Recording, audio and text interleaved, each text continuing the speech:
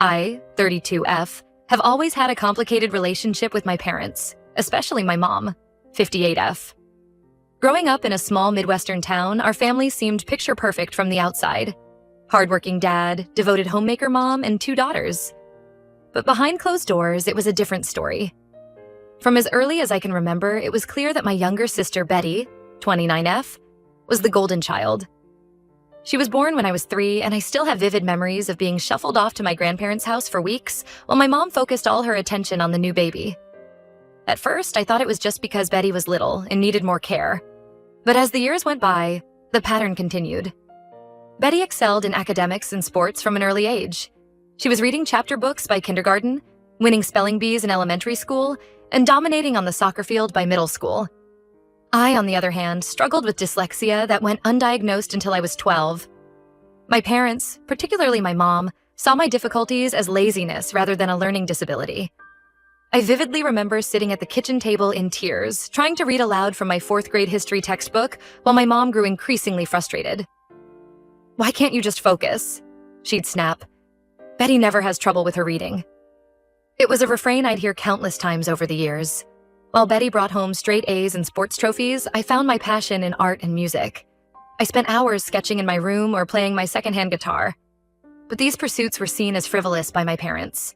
When I proudly showed my mom a portrait I'd drawn of our family dog, she barely glanced at it before asking if I'd finished my math homework. The favoritism extended far beyond academics. Every year, Betty got new clothes for school shopping, while I got hand-me-downs or thrift store finds. She had the latest gaming consoles and phones, while I made do with outdated technology. For her 16th birthday, my parents surprised Betty with a brand new car, a shiny red Volkswagen Beetle. When my 16th birthday rolled around a few years earlier, I'd received a used bike from the neighbor's garage sale. I remember confronting my mom about the unfairness when I was 17. We were in the kitchen, and I had just been told I couldn't go on the school trip to France because it was too expensive, even though Betty had gone on a similar trip the year before. When I pointed out the double standard, my mom's face hardened. "Well," she said coldly, "when you start bringing home grades like Betty's, maybe you'll deserve nice things too." My dad, 60M, wasn't as openly critical as my mom, but his silence was almost worse. He was always buried in his work as an accountant, leaving the child rearing primarily to my mom. When I'd try to talk to him about the unfair treatment, he'd just shrug and say, "Your mother knows best." His passive enabling was, in many ways, as hurtful as my mom's active favoritism. The real kicker came when it was time for college. My parents paid Betty's full tuition to an expensive private university in California. She got a tearful send-off, complete with a new laptop and dorm accessories. When it was my turn to apply to schools, I was told matter-of-factly that they'd already spent too much on Betty's education, and I'd have to figure it out myself. I ended up taking out massive loans to attend the state university an hour from our hometown. Those college years were tough. While Betty posted photos of beach parties and spring break trips, I worked 2 part-time jobs just to afford textbooks and ramen noodles. But it was also during this time that I really came into my own. Away from my parents' constant comparisons, I thrived in my art classes and even had a few pieces displayed in student showcases. After graduation, I made the difficult decision to move across the country to New York to pursue my art career. It was scary leaving everything I knew behind, but I felt suffocated in my hometown, always living in Betty's shadow. I limited contact with my family to occasional phone calls and obligatory holiday visits. Meanwhile, Betty followed the path my parents had always envisioned. She stayed close to home, got a job at a prestigious law firm, married her college sweetheart at 24, and had her first child by 26. My parents doted on their grandchildren and constantly pestered me about when I was going to settle down and start a real family. They seemed oblivious to the fact that I was building a life I loved, even if it didn't fit their narrow definition of success. 5 years ago, I met my now husband, Matthew, 34M, at an art gallery opening. He's been incredibly supportive of my career and encouraged me to set better boundaries with my family. When we got married last year, we opted for a small artistic ceremony in a sculpture garden. My parents and Betty attended, but they spent most of the time criticizing our unconventional choices, like my colorful dress and our food truck catering, rather than celebrating with us. Now, here's where the current situation comes in. Last month, my dad called out of the blue. At first, I thought maybe someone was sick or there was some kind of emergency. But no, apparently their retirement savings took a big hit in the stock market crash, and they're struggling financially. Betty and her husband are having money troubles of their own due to some failed investments, so they can't help much. My dad asked if Matthew and I could lend them $50,000 to help them get back on their feet. I was absolutely stunned. After years of favoritism and financial support for Betty, they have the audacity to ask me for money? I told my dad I'd think about it and talk to Matthew, but internally I was seething. When I explained the situation to Matthew later that night, he was furious on my behalf. He pointed out that we've worked hard for our savings, and a lot of it is earmarked for fertility treatments we're planning to start soon. We've been trying to conceive for over a year with no luck, and the emotional and financial stress of that journey has been significant. Matthew said it's not our responsibility to bail my parents out, especially given our history. I agree with Matthew, but I'd be lying if I said I wasn't conflicted. Despite everything, there's still a part of me that craves my parents' approval and love. A tiny voice in my head whispers that maybe if I help them now, they'll finally see my worth. But a louder, more rational part knows that's unlikely to happen. After a few days of mulling it over, I called my dad back and told him we couldn't afford to help them right now. I tried to be gentle but firm, explaining that our own financial situation was tight due to the fertility treatments. My mom got on the phone and started guilt-tripping me immediately. She said I was being selfish and ungrateful and that family should always come first. She brought up how they supported me through college, by which she meant co-signing my loans, which I'm still paying off, and said I owed them. When she started in on how Betty would help if she could, I lost my cool. I told her that maybe if they'd treated me fairly growing up, I'd be more inclined to help now. Betty called me later that day, absolutely furious. She said I was being petty and holding on to childhood grudges. She accused me of abandoning our parents in their time of need and said I should be ashamed of myself. When I tried to remind her of all the advantages she'd been given over the years, she dismissed it as ancient history and said I needed to grow up. I ended up hanging up on her. Now my whole family is mad at me. My parents are sending guilt-tripping texts daily, ranging from passive-aggressive, I guess we know who we can really count on, to outright manipulative. Your father's blood pressure is through the roof because of this stress. I hope you're happy. Betty and her husband are bad-mouthing me to our extended family, painting me as a selfish, ungrateful daughter who's abandoning her parents in their time of need. Even some aunts and uncles have reached out to express their disappointment in me. They don't know the full history, of course. My parents have always been good at maintaining their perfect family image to the outside world. Matthew says I did the right thing and that I don't owe them anything.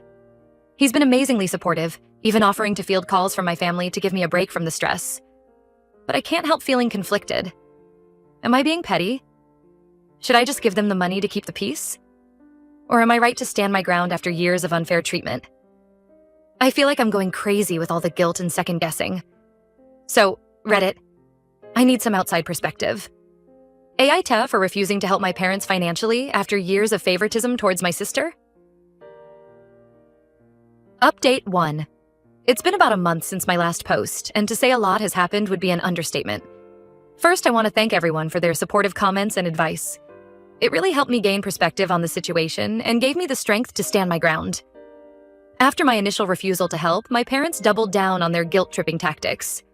They started calling multiple times a day, leaving long voicemails about how I was breaking their hearts and tearing the family apart.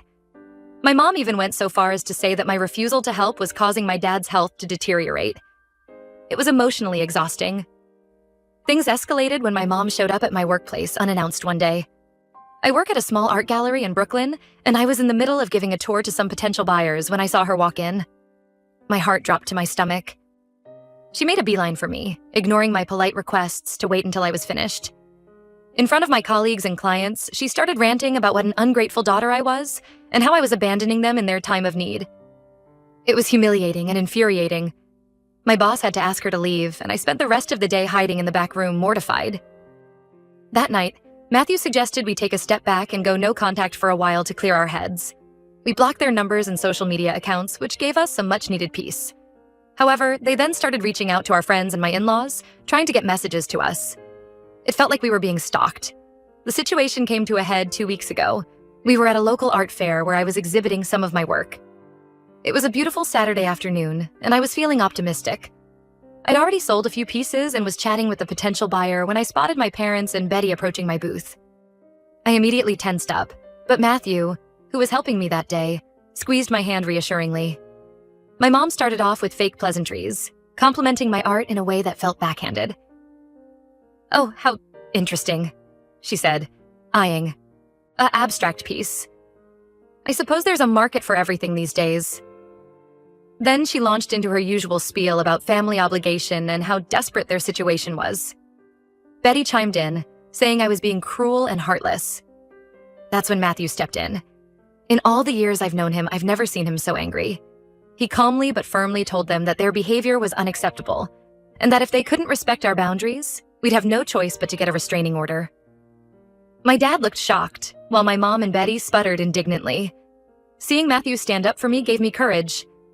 I found my voice and told them that years of favoritism and emotional abuse had consequences. I said I was done being manipulated, and that if they ever wanted a relationship with me in the future, they needed to take a long, hard look at their behavior and get professional help. They left in a huff, but not before my mom hissed that I'd regret this when they were old and dying. It was painful, but I also felt a weird sense of relief at finally standing up for myself. The aftermath has been mixed. Some extended family members who initially sided with my parents have reached out to apologize after hearing my side of the story. My Aunt Sarah, my mom's sister, called me in tears. She said she had no idea things were so bad and apologized for not seeing it sooner. That conversation was healing in a way I didn't expect. Others are still giving me the cold shoulder. My cousin Mark, who's always been close to Betty, sent me a scathing email about loyalty and family obligation. I chose not to respond. Betty sent a long, rambling email a week after the art fair incident. She accused me of exaggerating our childhood and claimed she had it hard too because of the pressure to be perfect. She said I was selfish for not helping our parents, and that I was jeopardizing her children's future by not ensuring our parents had a stable retirement. It was clear she still didn't get it. On a personal note, Matthew and I have decided to move forward with our fertility treatments. We're excited about potentially starting our own family, one built on love and equal treatment. The process is daunting, but it feels good to be taking positive steps towards our future.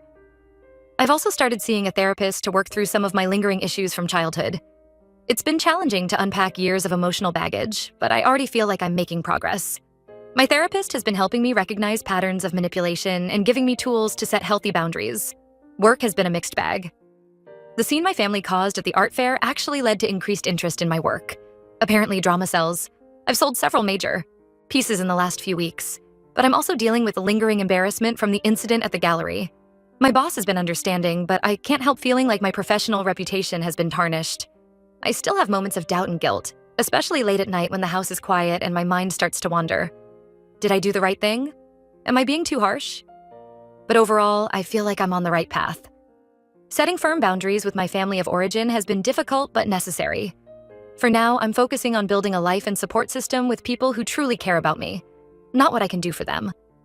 It's a work in progress, but for the first time in a long time, I feel hopeful about the future. Update 2. It's been about 3 months since my last update, and things have settled into a new normal. We've maintained our no-contact stance with my parents and Betty, which has been both liberating and challenging. There are days when I feel light and free, and others when the weight of family estrangement hits hard. The fertility treatments we started have been emotionally and physically taxing. The hormone injections make me feel like a pincushion, and the mood swings are intense. There have been moments of hope followed by crushing disappointment. But through it all, Matthew has been my rock. He's there with ice packs after injections. He holds me when the pregnancy tests come back negative, and he reminds me to stay hopeful. We're cautiously optimistic about our chances of conceiving, but we're also exploring adoption as an option. Last month, we received a certified letter from my parents. I was hesitant to open it, fearing more guilt-tripping or threats. My hands shook as I tore open the envelope. To my surprise, it contained a formal apology. They acknowledged their favoritism and the hurt it caused me. They said they've started seeing a family therapist to work on their issues and hoped that someday we could rebuild our relationship. The letter felt surreal. Part of me wanted to believe it was genuine, while another part was deeply skeptical. I've been down this road before. My mom would occasionally apologize after a big fight, only to revert to her old behavior within days. I showed the letter to my own therapist, who advised caution and reminded me that true change takes time and consistent effort. After much deliberation, I decided to respond with a brief email. I thanked them for the apology and told them I was glad they were getting help.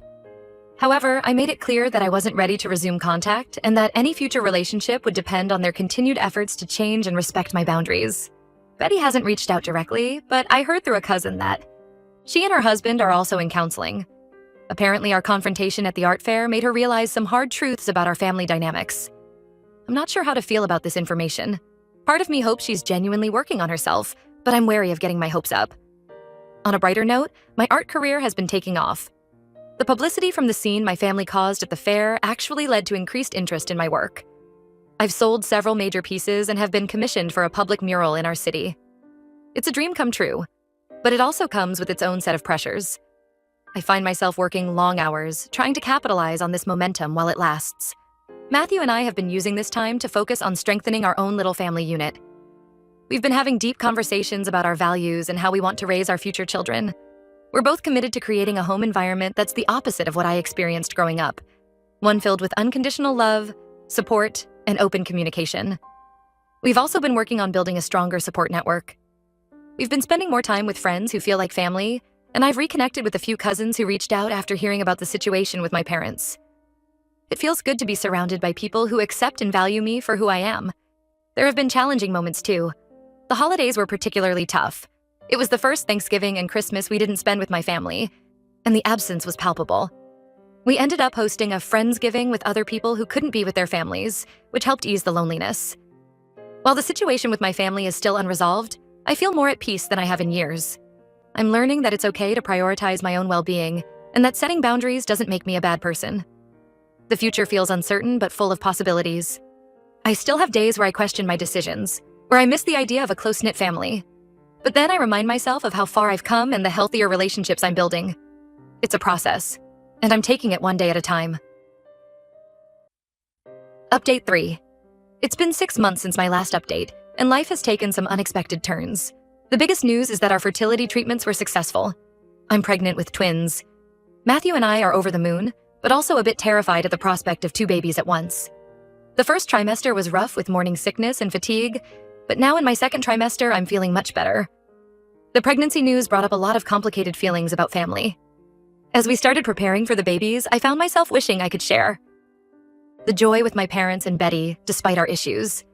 After much discussion with Matthew and my therapist, I decided to send them a brief email announcing the pregnancy. I made it clear that this wasn't an invitation to resume full contact, but rather a gesture of cautious optimism. Their responses were surprisingly mature. My parents sent a heartfelt congratulations and reiterated their commitment to changing their behavior.